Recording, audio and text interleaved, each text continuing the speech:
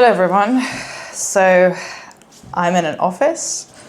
I really tried my best to set this up with the lighting, and sorry for the background, you will be seeing people walking past, taking the elevator.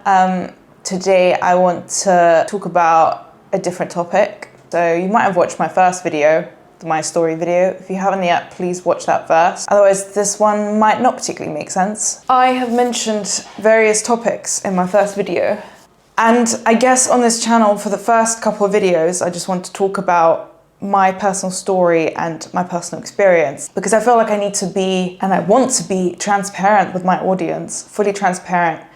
Because I think before I start filming videos about neuroscience, mental health, and some of the frameworks that I've developed myself that I believe could help other people, I need to share my story. It would make things more relatable. And this video is going to be about my divorce. It's fully raw, pretty much unedited, no script, no planning. Let's just get into it. By the age of 27, I got married. I became a stepmom, built a family pretty much. I had my own family unit. And then I got divorced.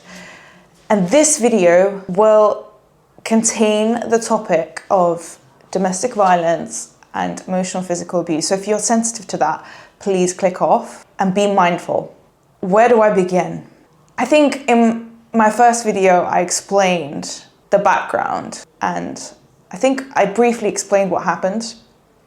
But today, I really want to go into depth about how it was a challenging experience to get divorced, how I reached that decision, the struggles I went through mentally, emotionally, psychologically. And if you are a woman who is going through that now, who's either thinking of getting divorced or separating from their partner, or is having doubts about leaving a domestic violence situation, an abusive relationship, be it emotionally, physically abusive, both are dangerous, both are harmful.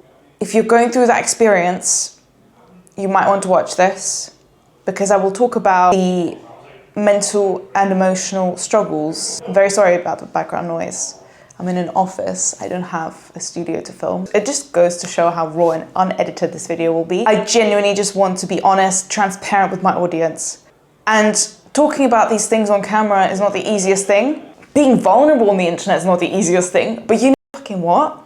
Life is not easy. And I know that there will be people who will watch this video, who will find it helpful, who will take something away, who will be able to relate, and maybe this will help you make the decision. Maybe even watching this video will make you feel better, or it will make you feel like you're not alone in this. And I promise you, you are not alone. When I was going through this, I was going through it completely on my own. I came to the decision completely on my own, and it was hard. So I was in a relationship for 3.5 years that led to a marriage in the end, a registered marriage. I became a stepmom. I was raising a girl. So when the war in Ukraine started, I grew up really fast. That was a hit. My ex-husband worked in a high security service, but the risk of him getting mobilized and being sent to the front line in Ukraine to fight was really high. And as a result, we had to leave Russia with my ex-husband and my stepdaughter. Just to clarify again, we are now divorced, and I'm not in contact with my ex-husband and the girl that I used to call my stepdaughter. We had to leave because of the stress, and well, I guess I'll never know the true reasons really. After we successfully managed to leave Russia, but you know what, leaving the country is one thing, but actually settling down in a different country is a completely different story. Doing it legally is actually very challenging. So he broke down, he couldn't handle the pressure.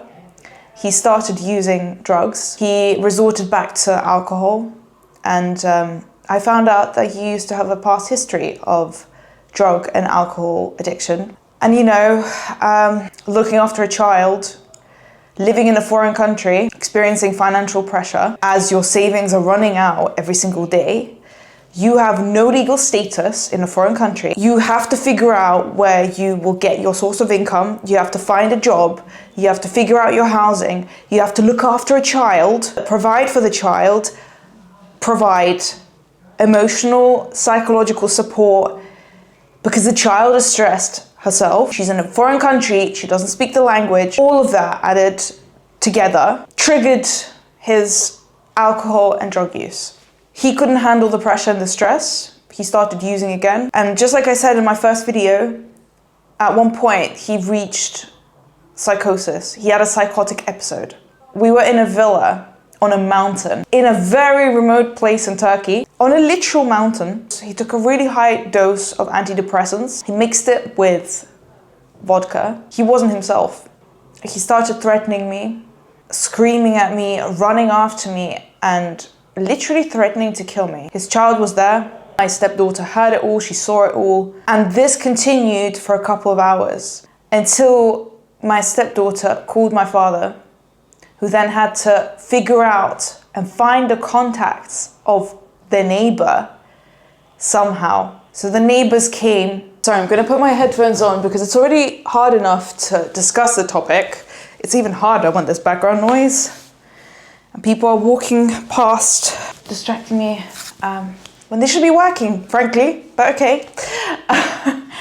Guys, I really want to make the focus of this video on my decision-making process, on the struggles that I went through when I was in the process of deciding whether to leave or not, because I think that's the key, crucial bit that we need to focus on here. I want women who are in a similar situation to watch my video and potentially see how I reached that decision, because maybe that will help them decide on their next course of action. In short, I ended up in a villa on a remote mountain in a village in Turkey with a little girl and a man who was going through a psychotic episode after he overdosed on antidepressants and alcohol. The episode continued for hours. He was threatening me.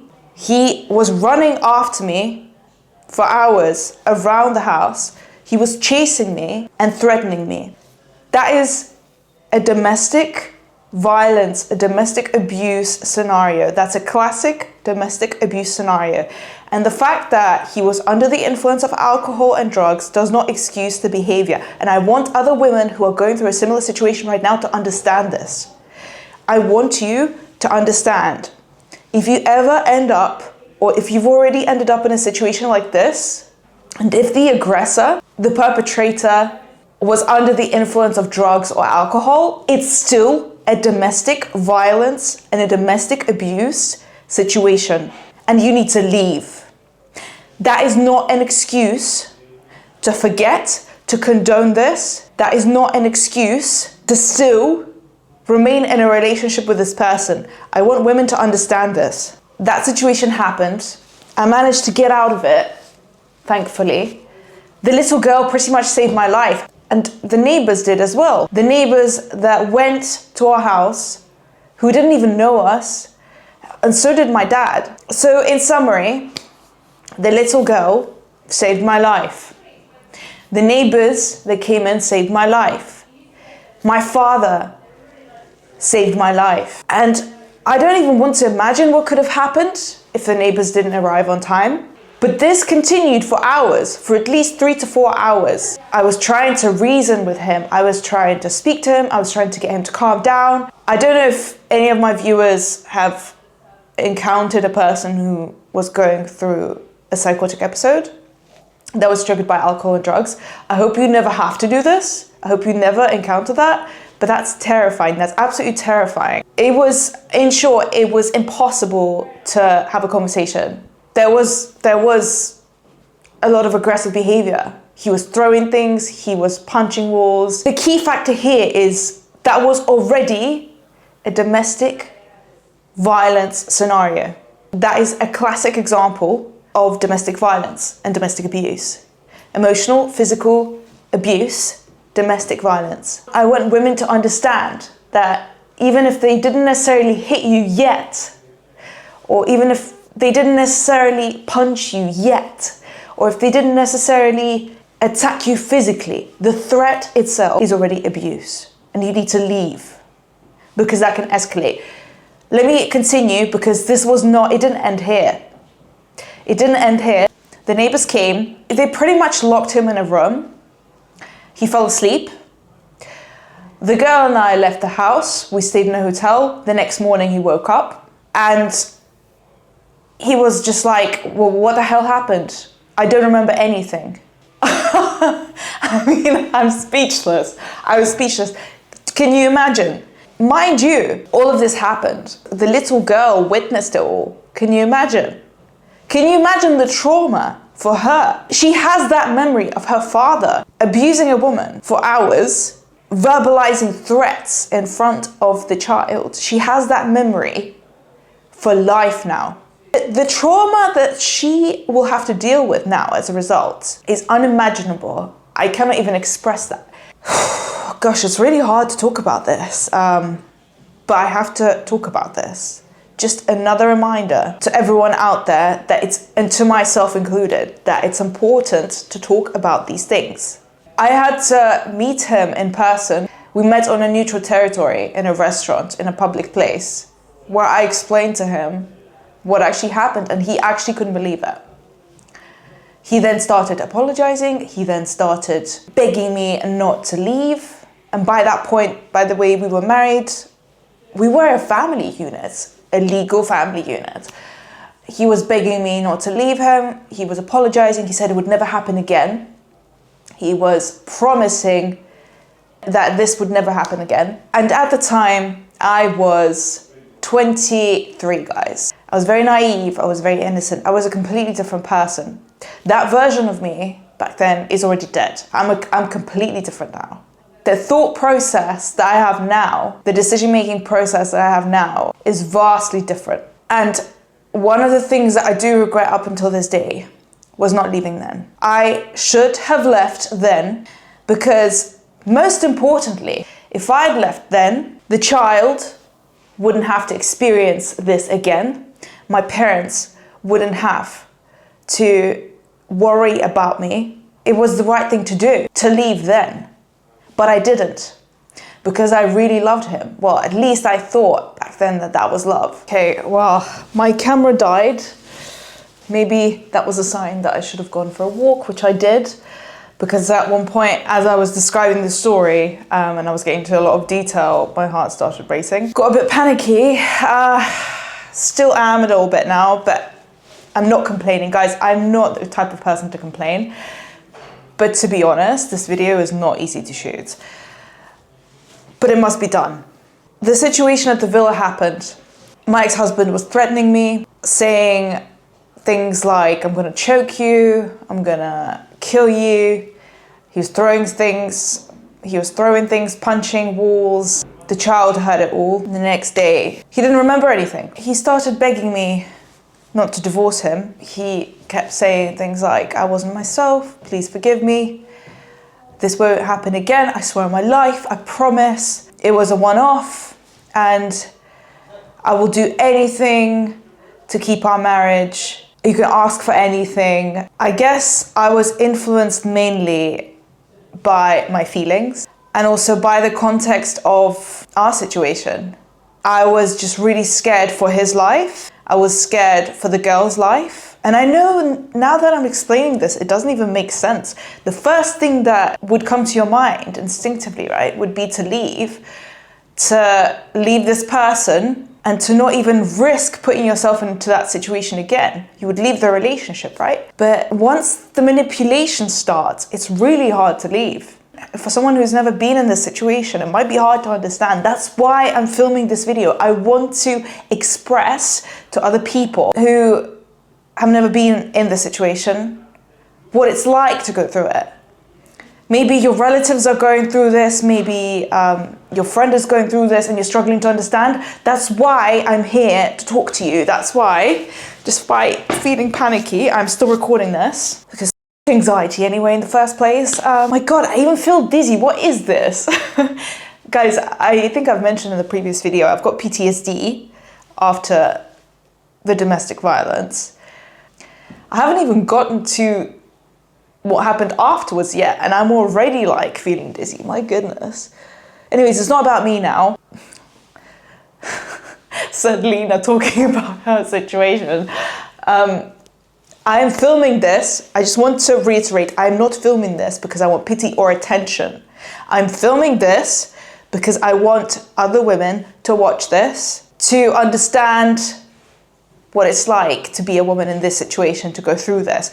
If you are a woman that's in an abusive relationship, if this has happened to you, or if you are at risk of this happening to you, I want you to watch this. This is very important. It's hard to talk about, but it's important to talk about it. It's important. We have to raise these topics.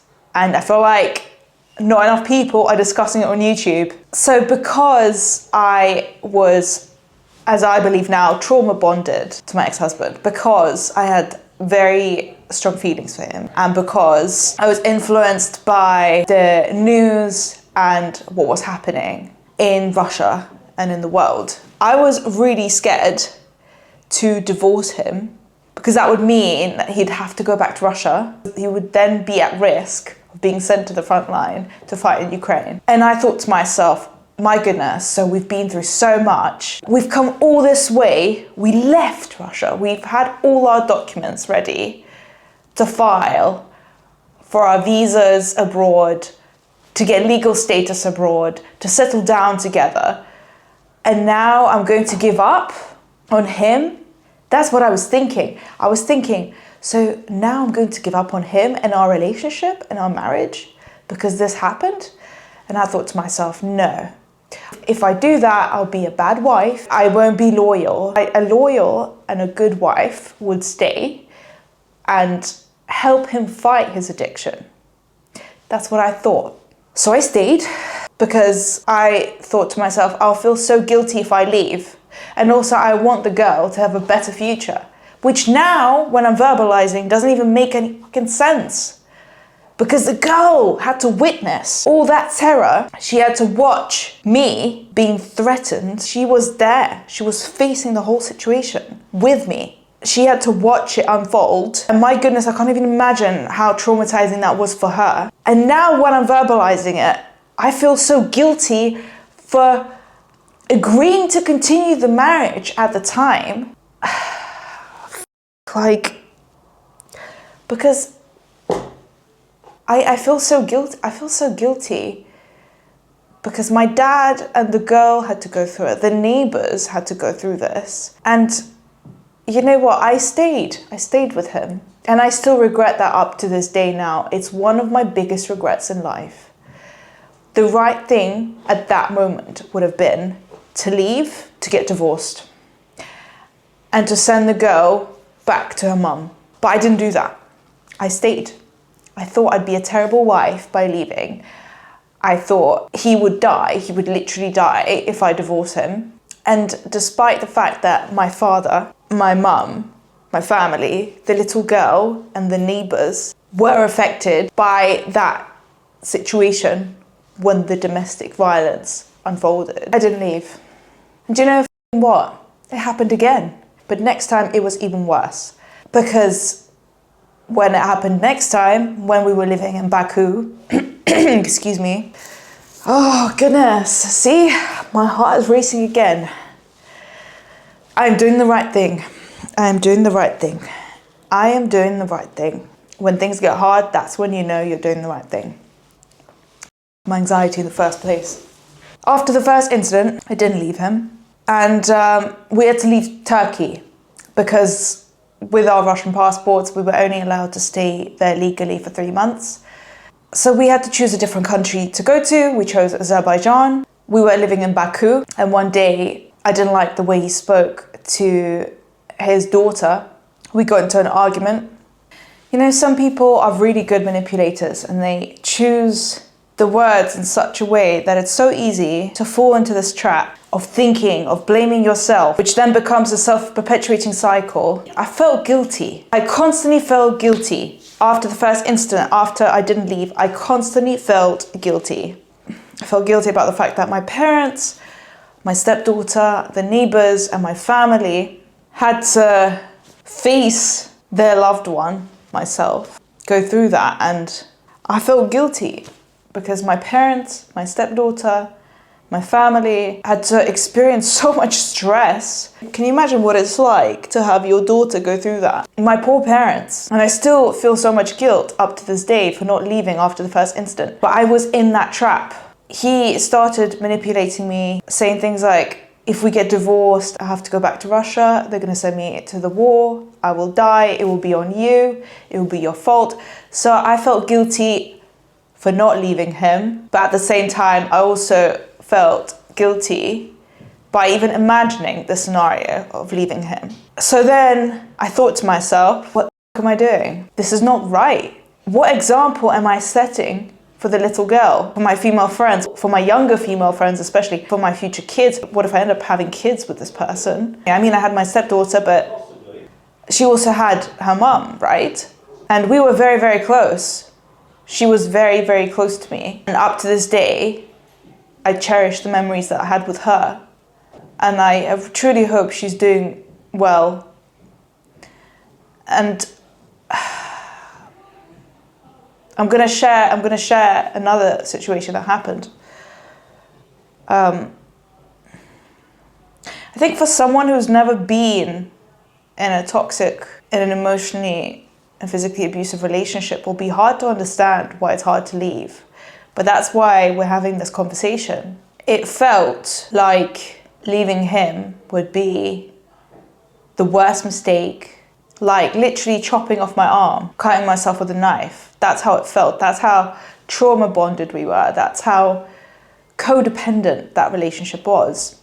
After the first incident, even though I didn't leave, every single day, I was feeling so uncomfortable. I kept having these internal conversations with myself. I kept asking myself and doubting myself, thinking, Lena, did you make the right decision? Are you sure that's the right path to take? Are you sure you're on the right path? Are you sure you're with the right person? And I kept asking these questions. I didn't even have to wait for a long time. It happened again in a month. He promised me that he wouldn't overdose again, he wouldn't take drugs, he wouldn't drink, but he did behind my back. Whenever I'd ask him if he was drinking, he would say he wasn't. But behind my back, he was mixing drugs and alcohol still. And when we were living in Baku at one point, we had an argument because I didn't like the way he spoke to my stepdaughter. And I stepped in, and then it happened again. But this time, it was even worse. He was choking me. We were in our apartment in Baku. The second time it happened, he wasn't even threatening me. He started choking me. He was choking me. My stepdaughter ran out of the apartment and I was screaming. She heard all of it. She even recorded it. My goodness. The fact that I managed to get out of that flat, I don't know how I did it, genuinely. He actually could have killed me. At one point, I just somehow managed to push him away. I don't even want to imagine what would have happened in an alternative reality of things. I was very close to death. I was very close to death that day. And I remember I ran out of that flat barefoot. I was barefoot. I ran out. I was sprinting down the stairs barefoot. He was sprinting after me, screaming, saying things like, I'm gonna kill you right now. I'm gonna smash your head. I'm gonna actually kill you. He said that. As I'm describing this now, my whole body feels numb. I actually can't believe this was my life. I really need to post this, and I really want other women to watch this. Because if you are a woman who is having doubts about leaving a relationship like that, if you are at risk, or if this has already happened to you, or even if you've already received threats of a similar nature, I want you to please contact me, because no woman should ever have to go through that. I'm going to leave an email, and I also want to create a website with a Dropbox where I want women to submit their requests. I will have a call with you. I'm happy to meet with you if you're in London. And I want to talk to you. Because if you are feeling that guilt, if you are having doubts about leaving, you shouldn't be facing this alone. This is very hard. I'm struggling to find words to verbalize this in the most accurate way. If you are a woman who is struggling to come up with an exit strategy, who is having doubts about leaving, who doesn't know what course of action to take. If you don't know whether you should leave, I want you to please either contact the charities and the organizations, the links to which I'm going to put under this video, or I want you to contact me directly and speak to me. If you need someone to talk to anonymously, we don't have to meet, you don't have to disclose your name. If you just want someone to talk to, if you're scared of being judged, if you're scared of bothering your loved ones, if you're scared of being a burden to them, you don't have to have that fear with me. You can just speak to me for free anytime. I am begging you to reach out to get help. I'm begging you to please contact someone, because you should not be alone in this. You should not be facing this alone. This is so difficult. In my future videos, I'm planning to talk about some of the first signs and red flags in a man's behavior that could potentially indicate that he's an abuser. But I feel like it's also important to talk about why some of us find it really hard to leave such relationships. And I'm also going to discuss that more in the future. In my case, it was the feeling of guilt that was instilled by my ex-husband, but also it comes from my childhood. You could relate that to Soviet parenting as well. Some of the manipulation tactics that were used by my abuser were blame shifting. He would say things like, oh, it was your fault that I got angry. It was your fault that I was being aggressive towards you. It's because you said that, or it's because you did that. You made me do it. They might say, oh, if you didn't behave like that, I wouldn't get angry, or you're too sensitive. They will downplay and invalidate the importance of your concerns and how you're feeling. They will deny and minimize the abuse. One of the arguments that my abuser used after the first incident, it was, oh, but I didn't actually hit you. Even though I was threatening you, I didn't actually hit you. Oh, it wasn't that bad, or you're imagining things, or I didn't mean it. Some of you will watch this and think, oh, how gullible do you have to be to believe that? Or how gullible do you have to be not to leave? And hope that things will improve and that it won't happen again. Once you're stuck in that cycle of abuse, once you're stuck in that cycle of hearing these repetitive manipulation tactics from a person towards which you have feelings, with which you have memories, it's a lot harder, especially if your abuser has isolated you from friends and family. And that's another tactic that I will go on to talk about. Gaslighting as well. That never happened, you're remembering it wrong, you're crazy, no one's going to believe you, oh, you can't trust your own feelings. They will instill fear in you. They will instill insecurities in you, doubt, and that feeling of guilt, even though they are at fault, even though they are acting in inappropriate ways, and they are breaking their respect, they are breaking your boundaries, and the way they're acting is inhumane. Another way is isolation tactics. They will say stuff like, oh, your friends don't care about you, or where are your friends? I'm your best friend. I'm your only friend. You should only care about my opinion. Or your family is toxic. They'll try to isolate you. I will talk about these more and more in my future videos, but I'm just giving you examples of some of the stuff that I had to face that made it more difficult to leave.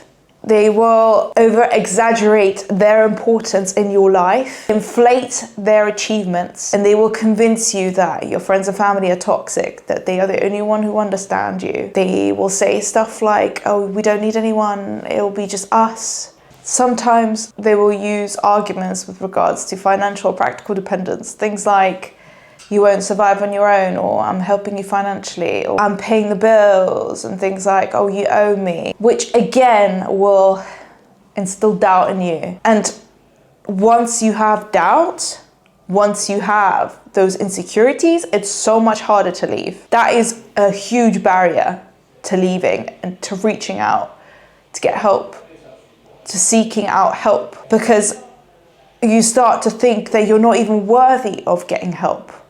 You don't even deserve to get help, which is so irrational. That's why I'm talking about it. That's why I'm sharing this, because I want other people to understand what it's like for women to go through this. If it were that easy, then we wouldn't have so many cases of domestic violence. If it were that easy to leave, the homicide rates for domestic violence cases wouldn't be so high. It's not easy to leave. Not necessarily because there are physical barriers, although sometimes women don't have the finance, they don't have the resources to leave, especially if they have kids, if they're financially dependent on their husband.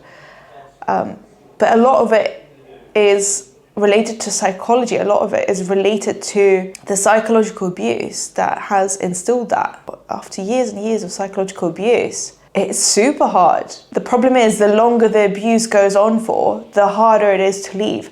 This is why, if there is a woman out there watching me right now who's already having doubts, who's already raising concerns, who's already thinking and feeling that the red flags are there and the first signs of abuse are there, I want you to reach out for help. I want you to seek help, please. Please either contact me or one of the organizations, the links to which I will attach in the description to this video. There is no shame, there should be no shame in reaching out to get help, to get advice, just to talk to someone, to talk through your situation. I know that your mind can play tricks on you. I've been there. You might think, I'm not worthy enough to get help. You might feel guilty, you might feel blame, a mix of feelings and emotions, but please know that you're not alone, and this passes.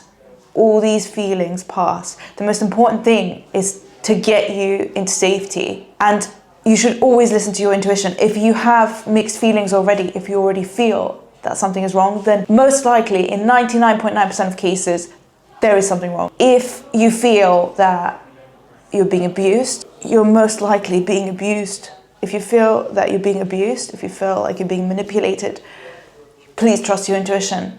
That probably means, that most likely means that you are being abused and that you are in an abusive relationship and you need to leave. You need to reach out and get help.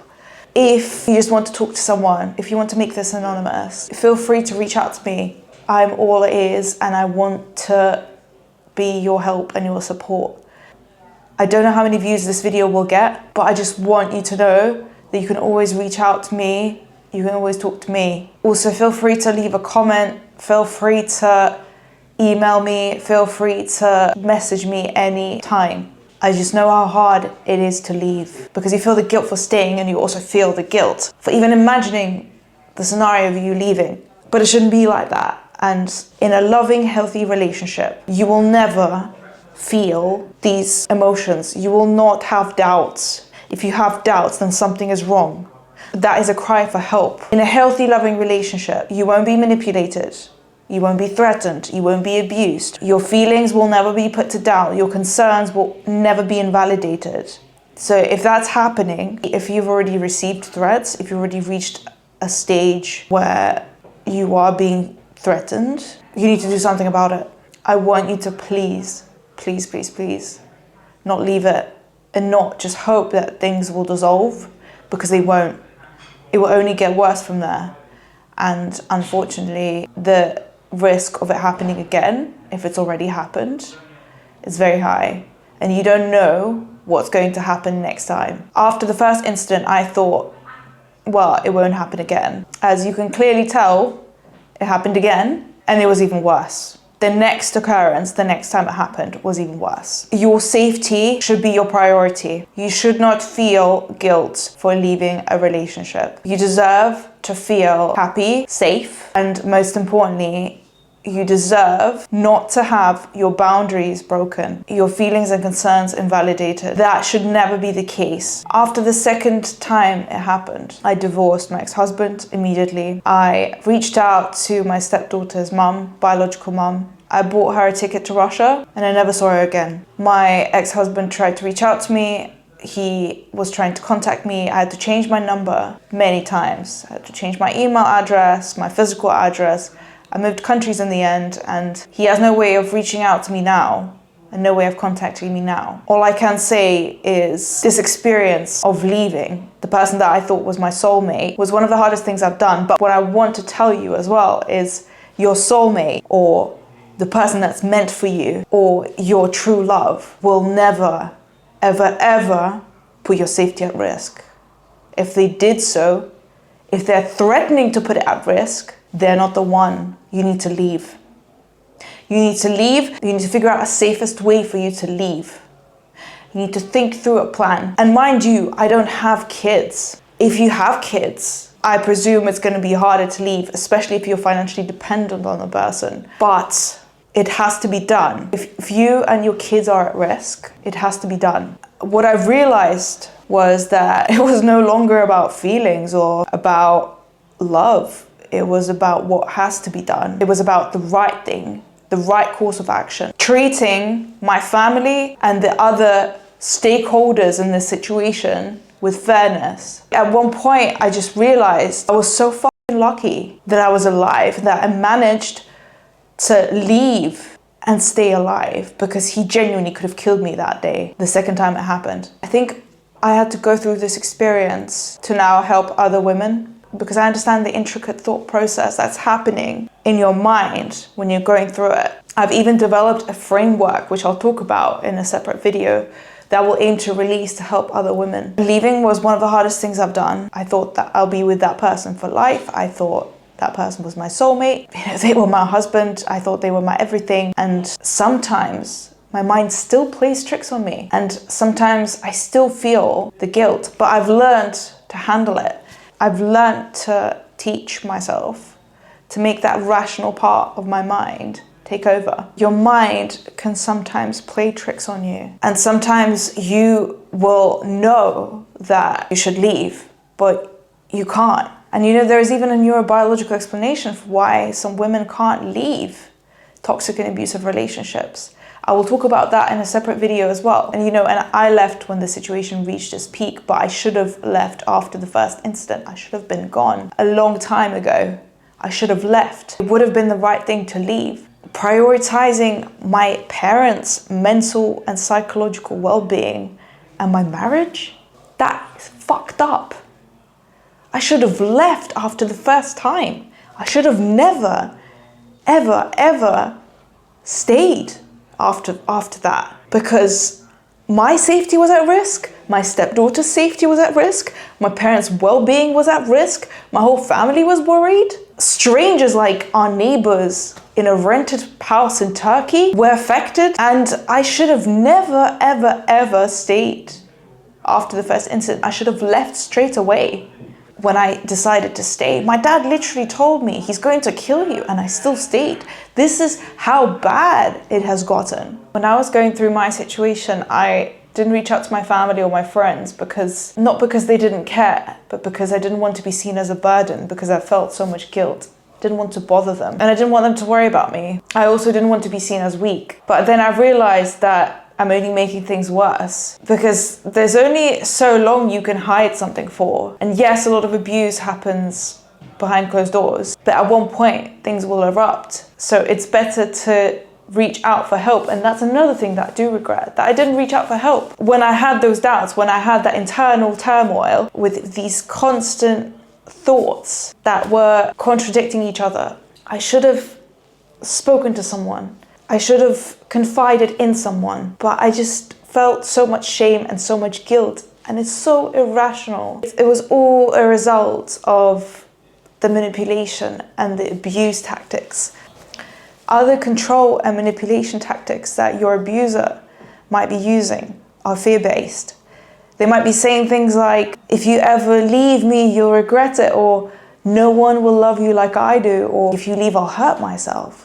That happened to me too, which instilled even more guilt in me and more shame. Love bombing after abuse, they could be saying things like, I promise I'll change, just give me one more chance. You know, I'm only getting angry because I love you, because it means that I care about you. If I didn't love you, then I wouldn't say anything, or I would have just walked off. But it's all just words. You should trust your feelings, you should trust your intuition. If you feel that something is wrong, it's probably a sign to reevaluate the situation, and most importantly, to talk to someone. It's very good to talk things out. It kind of helps reorganize everything into shelves in my mind. But there are so many people out there who want to help you. I promise you, it will make things easier if you talk it out with someone, if you talk through your concerns, through what happened, get a third person perspective on things, it will make it easier for you to make that decision. I want to educate women to recognize abuse. First, red flags, to spot these things very early on, because I don't want anyone to ever end up in a situation that I've ended up in. I would never wish this upon my worst enemy. For this reason, I really want to create these educational videos. I will also be talking about the neurobiological background behind all of it, behind why it's hard to leave and why your body goes numb. Even as I'm talking about it now, I have back pain, I have pain in my knees because the body remembers everything. I feel so dizzy now talking about it, but I don't care. The body remembers everything, and I promise you, the impact of emotional and physical abuse on your body is so significant, even if you don't necessarily feel it yet. In the long run, you will be facing a lot of health problems. I just want you to keep all of this in mind. This is very serious. And if you think it won't happen again, it will 100% happen again. And you should not be giving a chance to someone who has already put you through this. They don't deserve that chance. You need to prioritize your safety. You need to cut them off. You need to look after yourself. That should be your priority. An abuser might also shame and demean you by saying things like, you're worthless without me, you're nothing without me, no one else will ever want you, or you're so lucky that I put up with your behavior, which instills even more blame. They will create guilt by saying things like, oh, after everything I've done for you, do you really want to leave? Or after all these moments that we've shared together, or you're selfish, think about how this affects me, or everyone has flaws, you have to be forgiving, you have to be understanding. No, you don't. You don't owe anything to anyone. Your only priority should be your safety, your comfort, and your well-being. I've had a lot of people judge me for leaving my ex-husband in his addiction. That is another factor that kept me in the relationship. I thought that I had to save him. I thought that being a good wife meant that I have to be in it with him together. No, that's not how it works. He put my safety at risk, my parents' well-being, his own daughter's well-being at risk. There is no excuse for that. There was no other option but to leave, because staying meant that it would keep happening again and again and again and again. And I'm sorry, I deserve to live. It's not right for a young girl to be watching her dad abuse a woman. What kind of example would I be setting for a child? For a child that I still love, although we're not in contact. Is that love? No, that's not love. It could be dependency, it could be addiction, it could be an illusion of love, it could be attachment, it could be codependency, addiction when you are addicted to another person, but that's not love. True love means prioritizing someone's health, someone's well-being. And I know I'm gonna get a lot of hate under this video, and I've had a lot of people judge me for leaving him. Up until this day, I still get comments, oh, you should have stayed, you should have saved him. I'm not in contact with him, but after the divorce, he had to go back to Russia. He was at an even higher risk of being mobilized to be sent to war because he was living outside the country for more than 6 months. And he was unemployed when he went back. And before, he was employed in a very high security service. So he was being monitored, even when he was living abroad. And I still divorced him. I still faced the criticism from other people. I faced the hate. I faced the comments because I knew it was the right thing to do. Another tactic that abusers will use is rewriting the narrative. They'll be saying things like, I'm the victim here. You always attack me. Or you are being abusive. Or you make me look so bad, stop it. I've heard so many things from a lot of different people. Some people supported me, some people hated me for my decision. I don't care. I'm no longer that soft, innocent girl that used to believe what people would tell me, that would listen to other people's opinion. I don't give a fuck. What I care about is what the right course of action is, given the circumstances, given the scenario, given the situation. In that situation, the right course of action was to divorce him. And I had to switch off all emotion. It felt like I was literally cutting myself with a knife. It felt like I was chopping off my arm when I was signing the divorce papers. And I was doing it alone. I would never wish this upon any woman to go through this on their own, especially if you have children, which I don't. So I can't even imagine what it's like to do this when you have kids and you have to be in contact with your ex-partner for the sake of raising your kids. You will have a lot of people telling you you're selfish, you're not being caring by leaving, or that you're not being considerate by leaving them, irregardless of your circumstances. My circumstances involved an ex-partner who was facing addiction, who was at a risk of being mobilized and sent to a war. As I'm filming this video now, I have back pain that started flaring up. My knees are aching and it feels like I want to run. I feel dizzy. This is all long-term side effects of abuse. It catches up with you in the long run. I promise you it does. The longer you stay, the worse it gets. I'm out of the situation. I'm not in that situation anymore.